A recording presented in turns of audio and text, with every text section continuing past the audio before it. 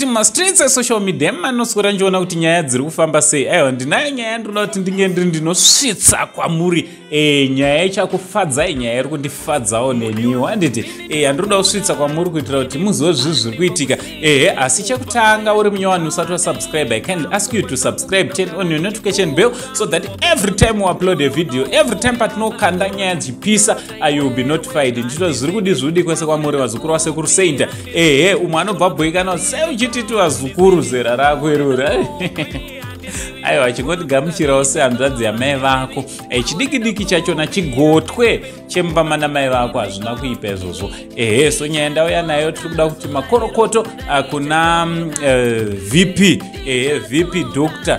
Constantine Chiwenga avo vanga vari bachela kwenguva yakati kurebewa zvikuru sekuziva kwenyu kuti vakasiyana nemudzimai wavakanga vaimbori naye anova iye Mary Mubayiwa. Handiti vakasiyana. So izvozvi vane umwe mudzimai zvakare anonzi iye vanhu vaivo colonel zvakare vanoremekedzwa basa kuZimbabwe National Army. Handiti vanonzi Colonel Baloyi.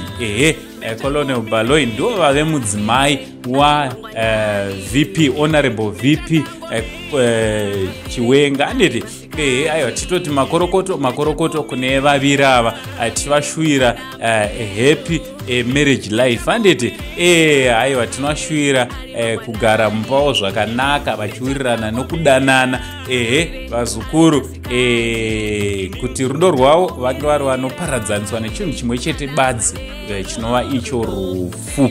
Aiwa, ndo nyaya ndandouya nayo vazukuru ndinozokuzivisa nekuratidzaiwo mai VP vanyowani. Handiti mai VP vanyowani vari kupisa zvamanje asi da kutaura zvakanyanyowanda sepakuti mudzimai wemukuru asi ndiri sekuru indotenderwa.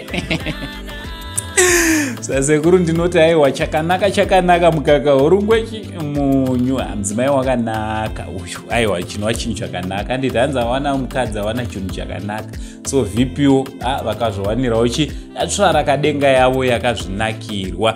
Ndo mashoko andandouya kuzokuzivisa zukuru, munge muri munozivawo zviri kuitika mastreets umu tichipfuurira mberi tichiita move on nelife. Handiti from Uncle Sandy, only Zim Uncle, pari zvino ndichiti chi?